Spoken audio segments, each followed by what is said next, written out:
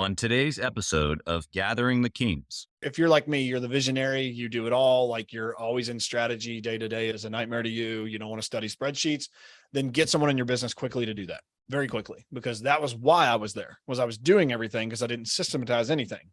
You are listening to Gathering the Kings with Chaz Wolfe, featuring fellow 7, 8, and even 9-figure business owners who have real battle scars from business and life, but have prevailed as the king that they are designed to be.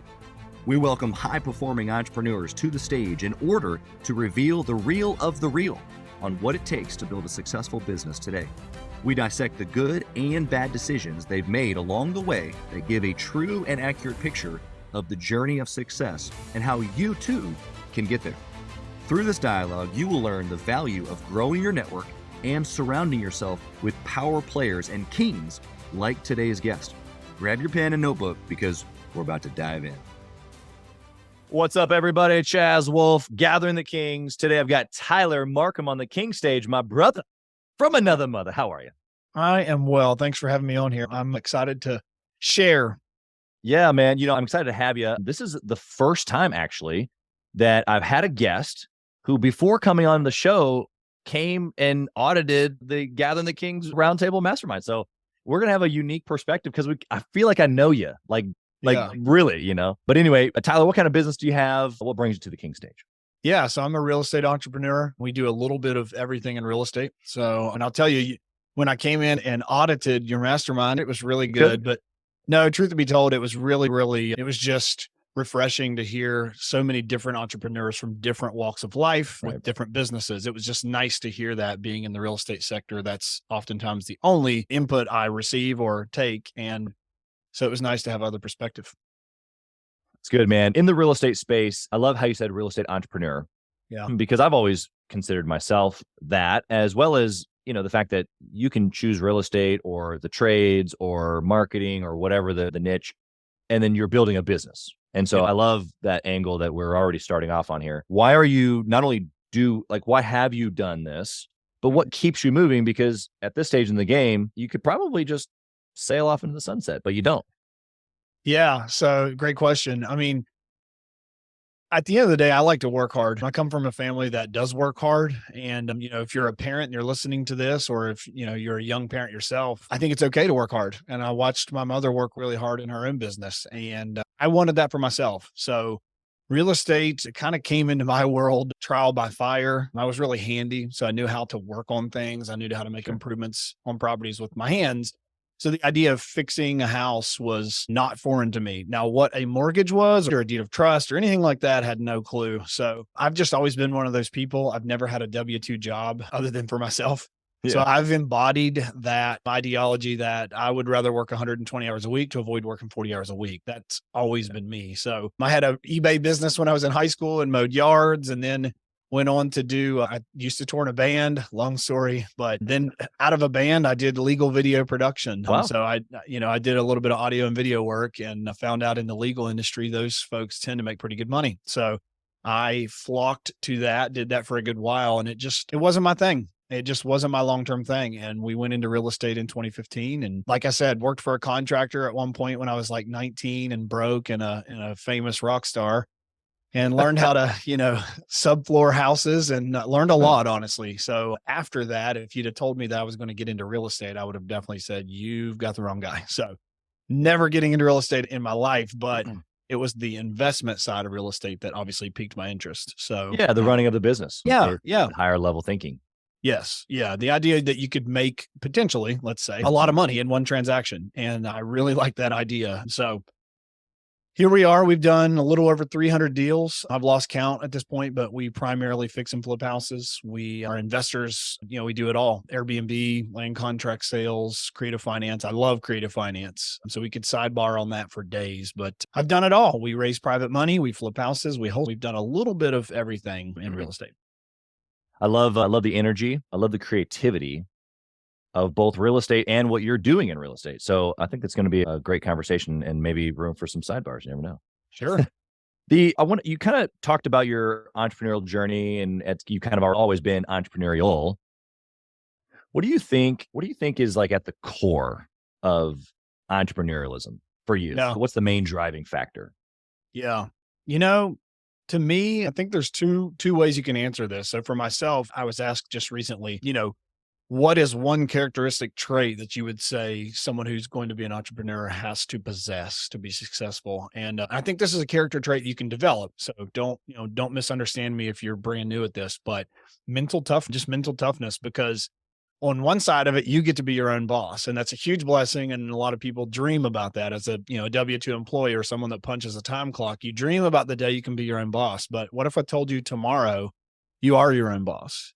And now it's a curse. You've got to force yourself to make things happen. You've got to force yourself to move and shake. And to me, mental toughness comes with that because you will face adversity. And so I think that's a characteristic you've got to possess. And I think you've got to possess enough of it to start, because a lot of us never start something because we're scared, the fear of the unknown. And so I think you have to possess enough mental toughness to say, you know what, I'm going to do it.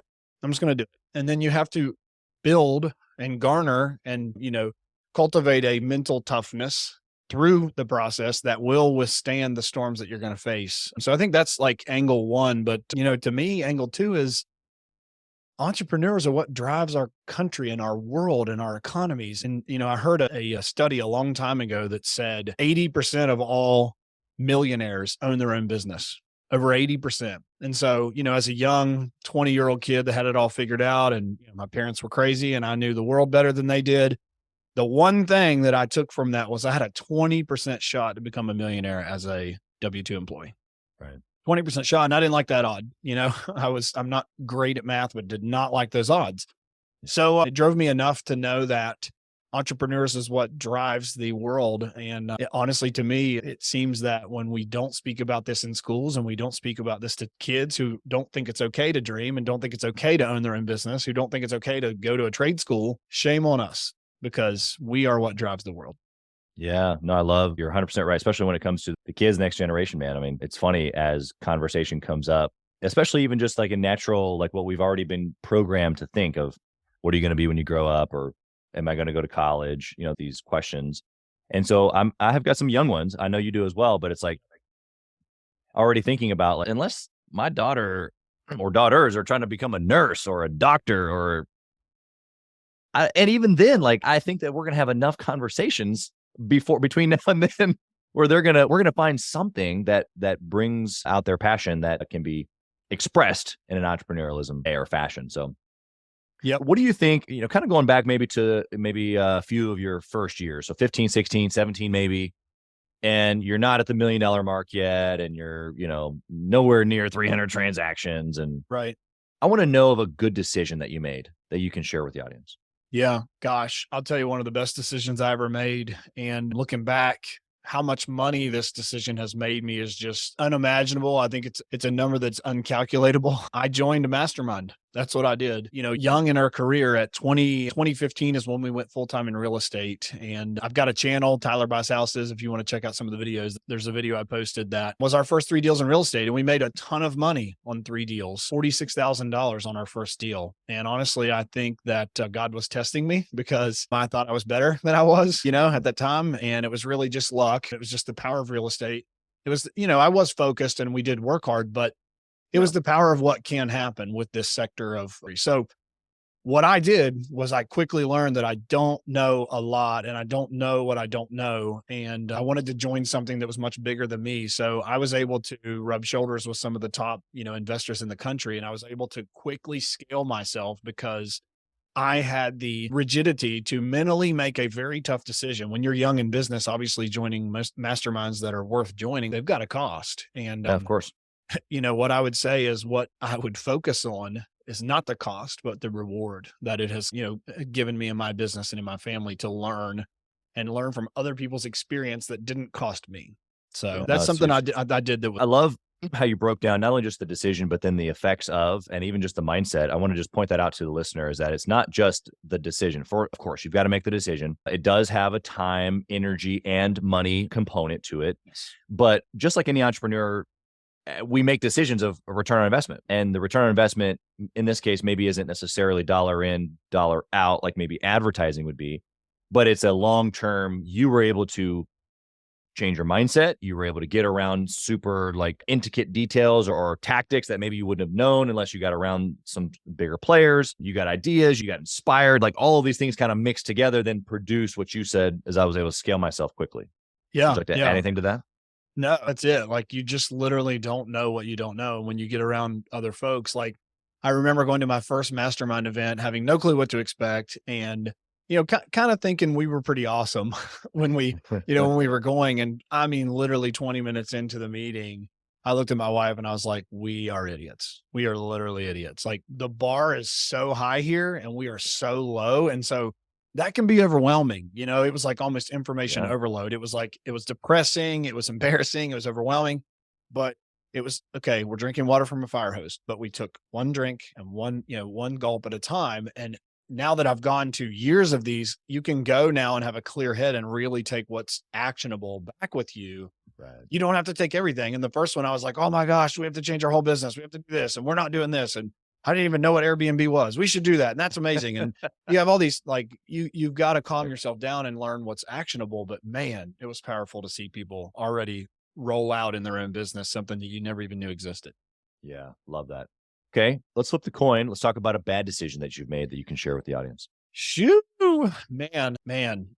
What I would say that I did poorly in a bad decision that I've made is sometimes I've scaled too quickly. I've got a huge appetite and honestly, it's spiritual for me. I'm a person of faith and my appetite, I believe, is God given. And I believe that God has caused me and called me to huge seasons in my life so that I can be a blessing to tons of other people that will be blessed by the efforts that I take. But on the other side, I think you can scale uncontrollably. You can scale too quick. You can scale without a lot of thought process. And I've done that at least twice. And it's cost me hundreds of thousands of dollars that I've scaled too quickly. So I think as a quick example, 2015 is when I started in real estate. And I think 2016 or 2017, our business did about 15 flip houses.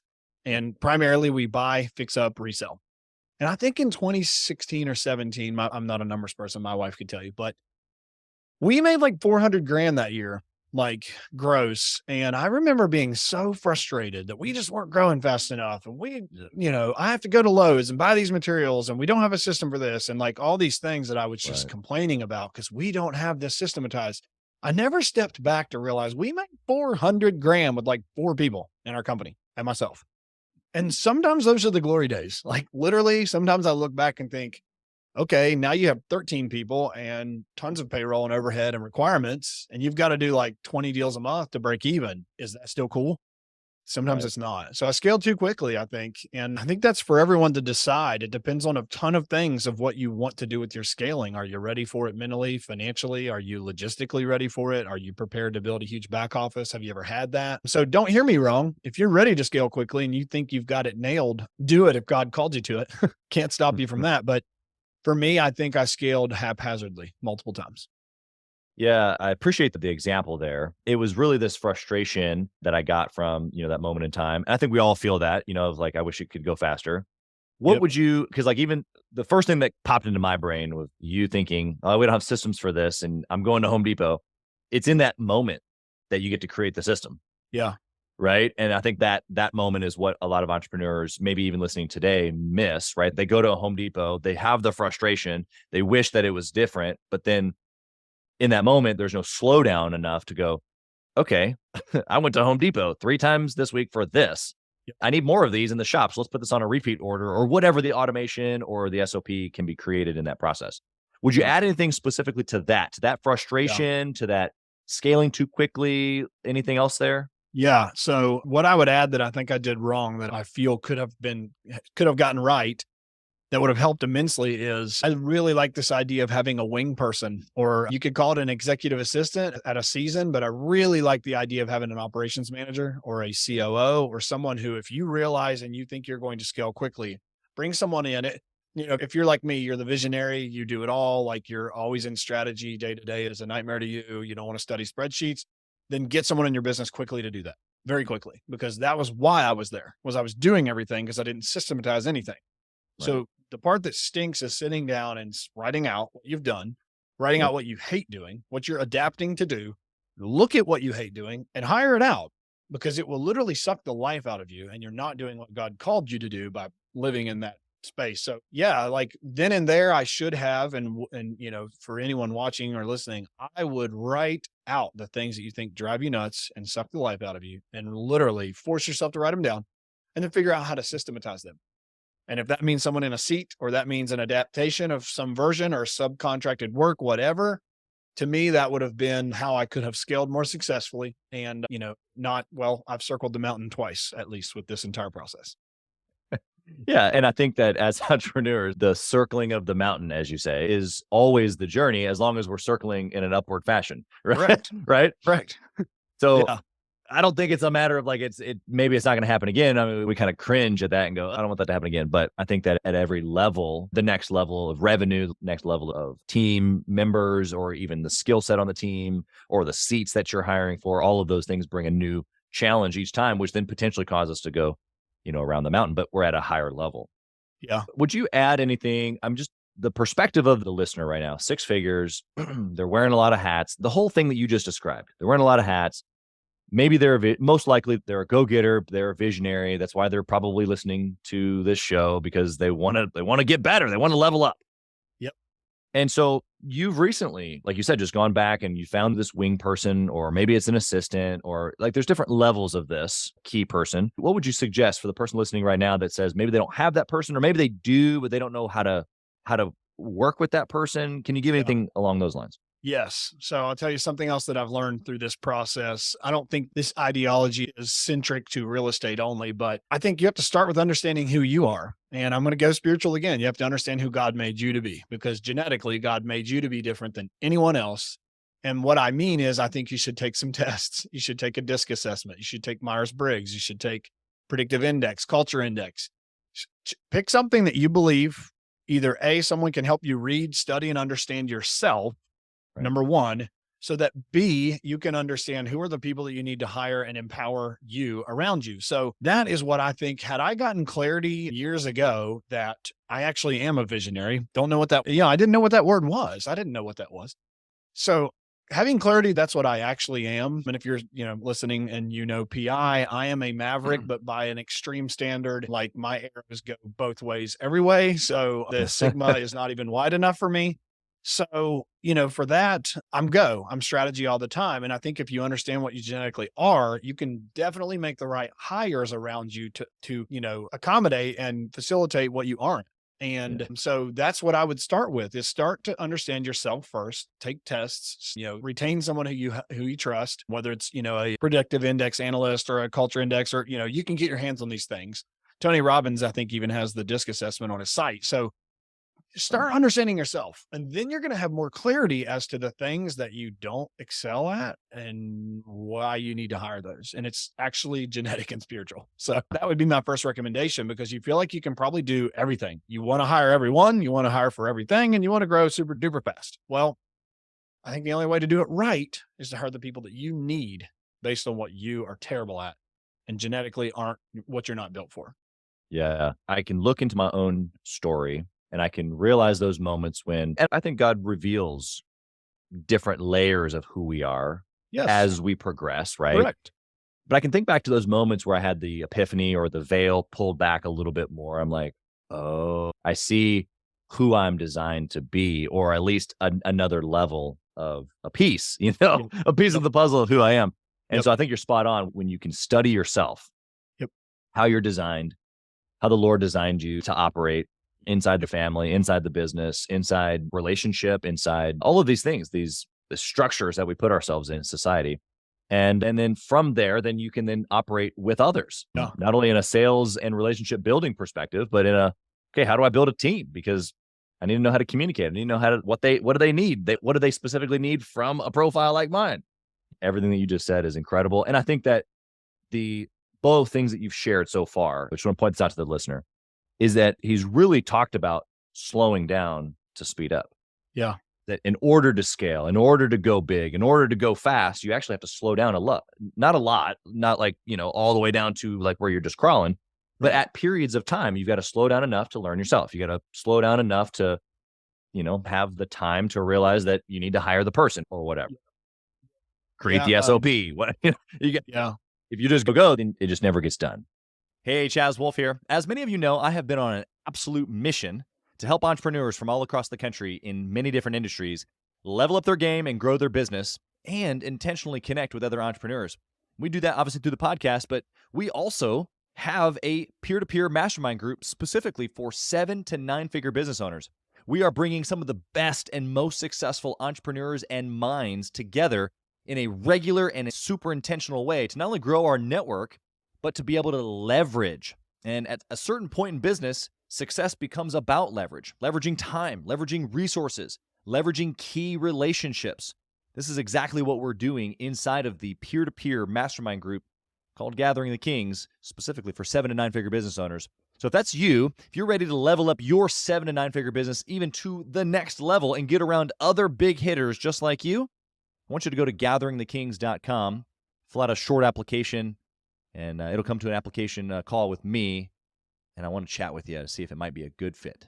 Talk soon. Yeah. Chaz, I'll tell you about one other study that is fairly new, but I think is super actionable and it's not super deep. So this one was easy for me as a visionary to resonate with. I'm a big fan of Patrick Lencioni, and he's got a group called the Table Group. And Patrick, if you haven't already heard of this, has developed an assessment called the Working Genius that they have.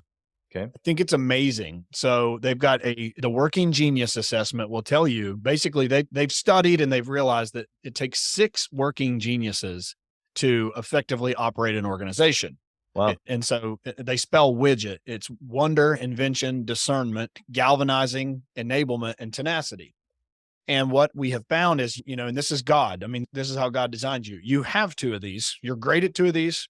You can adapt and do 2 of these. And then you don't have 2 of these. What I found about myself is, no shocker, I have invention. So I'm the invention. My top 2 working geniuses, if you will, is invention and galvanizing. So galvanizing, meaning I can coach people up. I can rally the troops together. I can get everyone around an idea. And invention, I'm constantly inventing a new way to do something. We're inventing how to do this new product or sell this house or whatever it is.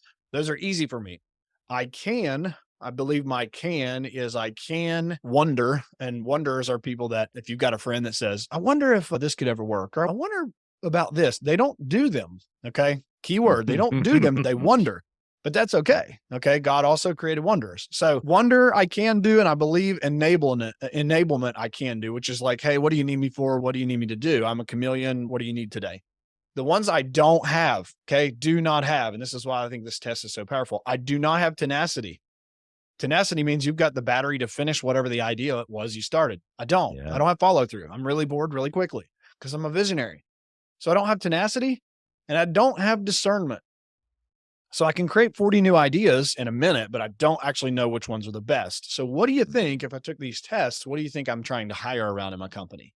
Yeah. In the last season that we've been in, the highest working geniuses in our company has been discernment and tenacity. So Tyler can go invent. I'll go invent the idea. I'll galvanize you guys around why it's great. I really will. But now you got to have the tenacity to finish it and the discernment to know which one's good. So I like that test because you can find that if your team has shortcomings, and Chaz, if you're going to go take this, and what you're going to realize is you study your own staff and you'll literally see the shortcoming you have in your own staff through that test. You're like, wow, we don't have anyone who's a galvanizer. We have no one here that's going to coach anyone up. We have no one here that's like rallying us around something. You'll see it once you take the tests.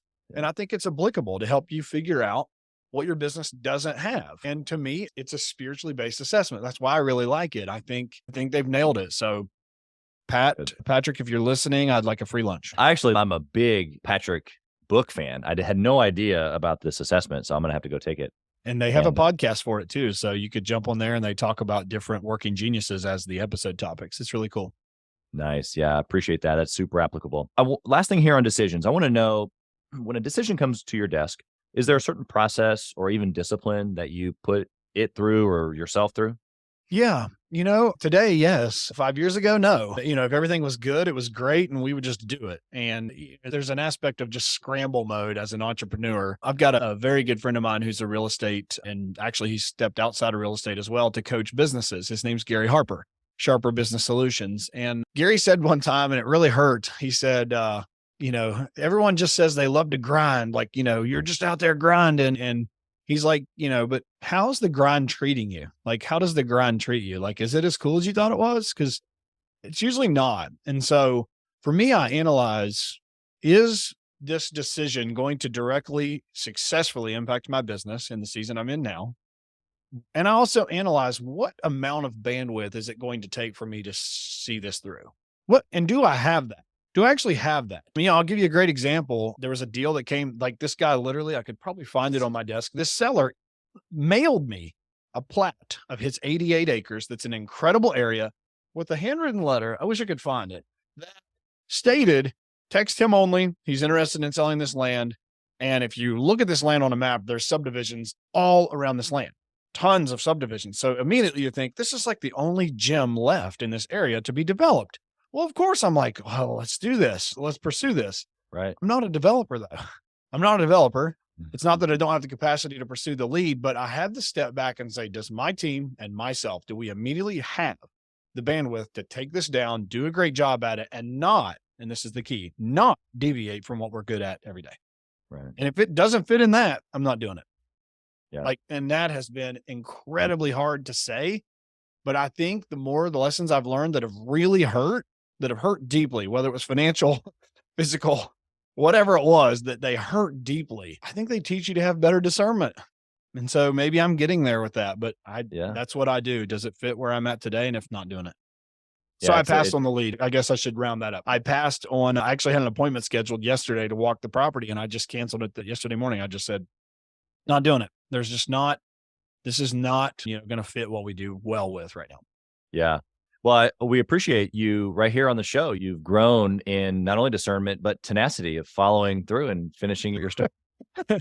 Yeah. I'd like to state that I was here at 9:58. Chaz was here at 10:03. So that's right. That's right. Exactly. Well, it's a good thing I'm in Central Time. So I was 57 minutes early. Yeah. He was super early.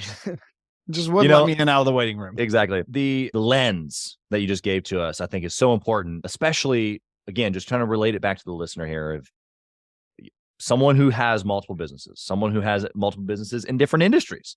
Yeah. It did not happen all at once. Nope. And it can't. So right now you're thinking, I got a good little business. we're doing 500,000, or maybe we're doing 800,000. Got a good little business. And maybe I'm going to start a fill in the blank. Yeah. And what Tyler just said is, we got to determine what you want. If you want a bunch of small little businesses, or do you want to really press in to what it is that you have already spent so much time, energy, and effort figuring it out? It probably would do you well to double down, at least for a period of time, to create some bigger returns. Yeah. Anything to add there before we move on?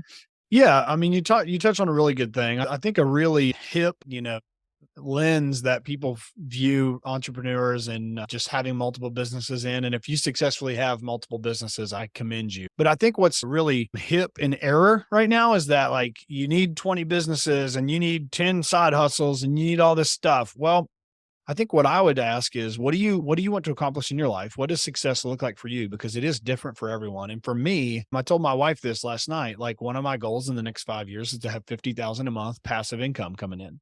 That's success to me. I want to bless a lot of people, and I don't want to have to work to still continue to be a blessing. And so, to me, if that takes 5 businesses to do it, cool. That's awesome. And if that's what God called you to do, to be in multiple sectors, that's awesome. But I think success needs to be defined as what you view it as. What does it feel like in 5 years? If you step back and look at your life now, in 5 years, to feel really great about where you're at. And you're sitting on the beach, or you're wherever you're at, that you're happy, and you're really just reflecting on the things that you've done well with and how they've gotten you to where you're at. What are they? And what does that feel like? And then work it backwards, like literally work it backwards, work those goals backwards down to even a quarter of a year. You've got 4 quarters in the year to decide how to tackle the elephant, if you will, which is your 5-year goal. And for me, I'm going to be very intentional with, I want to make 50,000 a month passive in the next 5 years. And, so I want my mailbox to not be able to hold all the checks that come in. Honey, I need to build a new mailbox. Yeah. I mean, yeah, it's, I guess I would just say I really would challenge this thought process that, in TikTok, it even got me. I thought about buying vending machines recently because, you watch these guys doing all this stuff, and it's like, yeah, man, that'd be super cool. We could definitely do that. I could, have a 16-year-old kid from my church go and fill these machines up. It'll be great. But step back and ask yourself, will it? Will it though?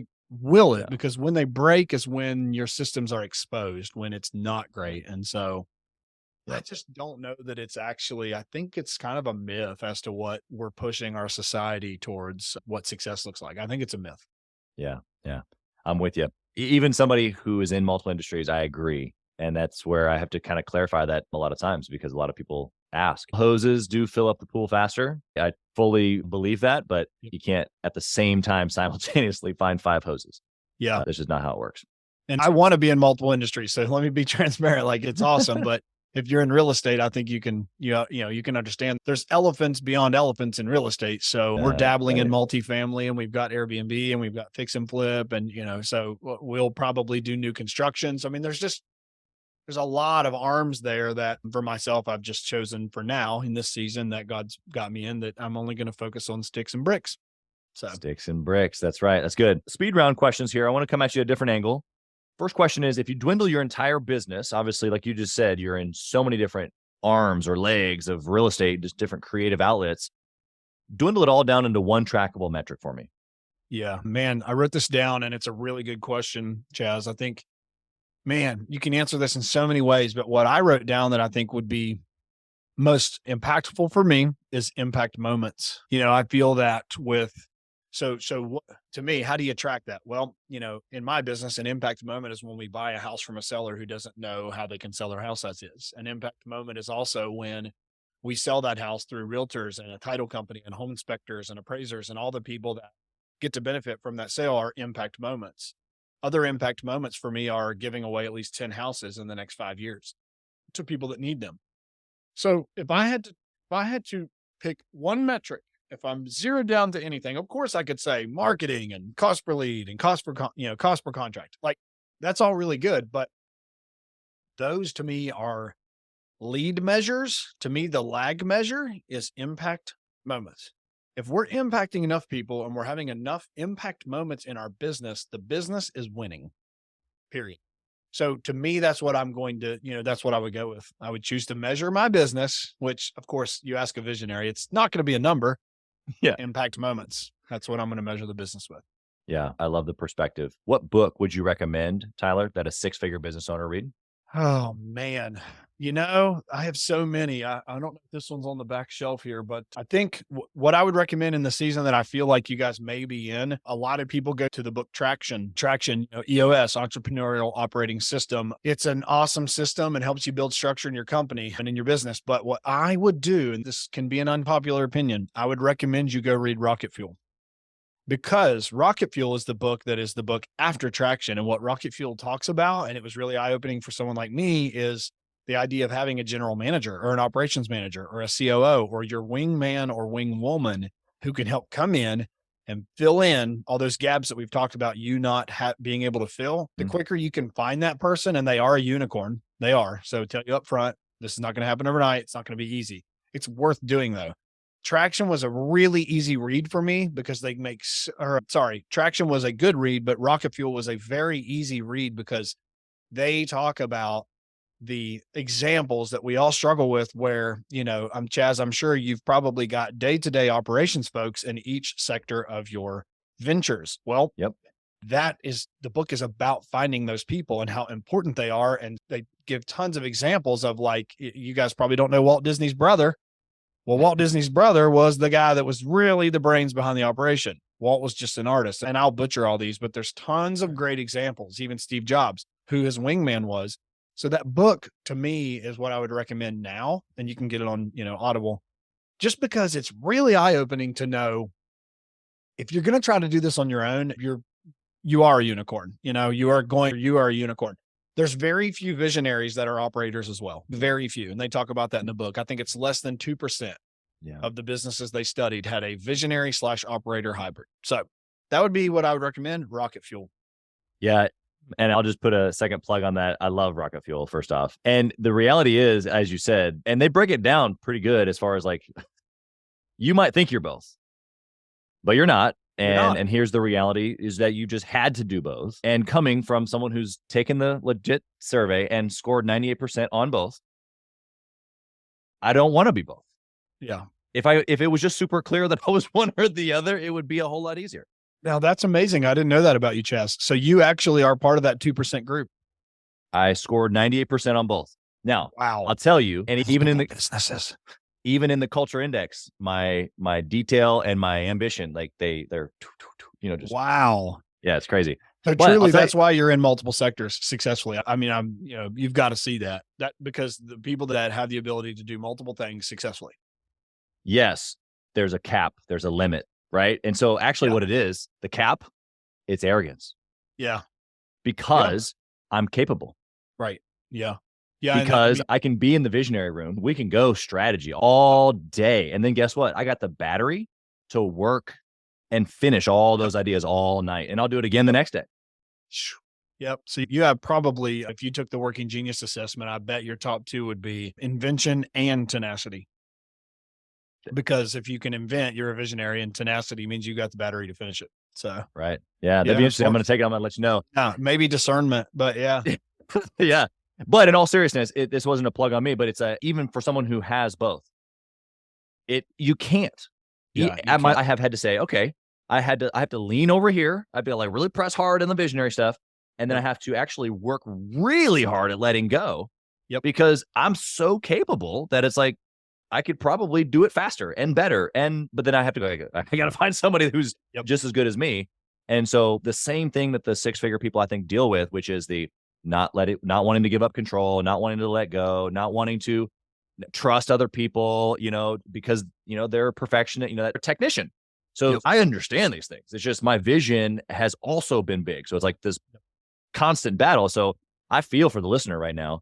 You're on the other side of it going, I'll give it away right now if you want me to, Yeah. Well, and yeah, just to be transparent, I mean, I'm glad to journey with any of you guys that you want to reach out to me, but I actually let my CO go last month and some other folks go. So I'm actually in a rebuild, if you will, I'm actually in a rebuild that I believe will be successful. But, like I said in the beginning, some improper hires, putting the wrong people, probably the right people, but in the wrong seats has definitely cost me. So I'm kind of in a recalibration myself. So don't beat yourself up too hard if you're listening. Yeah, it's good. What you've already talked about masterminding. My question normally is, do you intentionally network or mastermind? Obviously you do. You gave us even the reason why. What would you say to the person right now listening who's like, I know I need to, it sounds good, but I'm nervous, I'm scared, it's going to take too much time, maybe too much money, like the hesitancy. Yeah. So, I talk about this a lot in videos that I put out. You can't go to college for entrepreneurism. It's just that you can't go to college for that. And to me, the mastermind groups are college and, on steroids. Something that comes to mind for me is I recently learned a new strategy that single-handedly I learned from networking with a guy in one of these masterminds I'm in. And that strategy in the last four weeks has made my company about $125,000 single-handedly that I didn't know how to do 6 months ago. So I would ask you, what are you missing by not going and learning about things you don't even know about that can be a blessing to you? And I'll give another example. I've got a friend that if he listens to this, sorry, but you're going to get used as an example, but he always was like, this group only costs so much, or this one's only this much. I think I can afford that. Or this guy's only this much for his ebook. Well, I mean, at the end of the day, man, you can't afford not to get some higher level help, and the good help costs money. And I'm in one of the most costly, let's say, or the, highest cost groups that I know of. And it's because the level of conversation and the level of help and bandwidth that is available there is higher than anything I've found. And that's why I'm there. So I've paid for this group in one nugget that I took away. I paid for the group 4 or 5 times. So I would say this, you're going to fail. You are going to fail with what you do, period. And we can talk about all the greats, you can talk about all the quotes we've all seen from Michael Jordan and folks that have said, the only reason I'm better than whoever you think I am today is because I failed more than them. Like Babe Ruth, look up his batting average. It wasn't great. He failed so many times, but you know the name. So get better at failing forward. And I think the only way to do that is to learn and get mentorship and be coached and be approachable and be moldable while you grow your business, because I have done the going around the mountain thing. It's not sexy. It's not cool. And going and getting shoulder to shoulder with people that have done what you're trying to do is the best way to get advice on how not to waste money, time, and effort by doing it their own ways. I just can't stress it enough. If you're going to be an entrepreneur, get around people that are smarter than you, that know more than you, that are doing things you want to do, that you aspire to be like. Get around them. get around them. And you have to do that. The only way to have those high level conversations in a hotel lobby that you think, you're never going to have with someone is to get in a group, take the dive. It's good. Last question, Tyler. If you lost it all, what would you do? A really good friend of mine who I consider kind of a mentor now said this the other day. He's got a really high level business. And we were talking on a call and he said, man, the way I look at all this anymore, like he has like 200,000 in overhead a month now. And I was just like, shoo, okay, that's a lot. And he said, man, it's just all money. Like it's all just money. If I lost it all tomorrow, I could just start over. It's just money.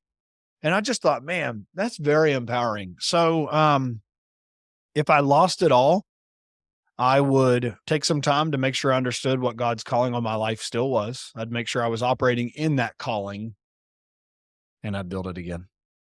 Love it. You've already offered to touch base with some of these folks. Sure. How can they reach you? How can they connect with you? Maybe they want to do a deal with you. How can they find you? I'd love that. So I am in the Charleston, West Virginia market, and I have recently expanded to Columbus, Ohio. So if anybody on here is in the Ohio market, Cleveland, Cincinnati, Columbus, I would love to network with you.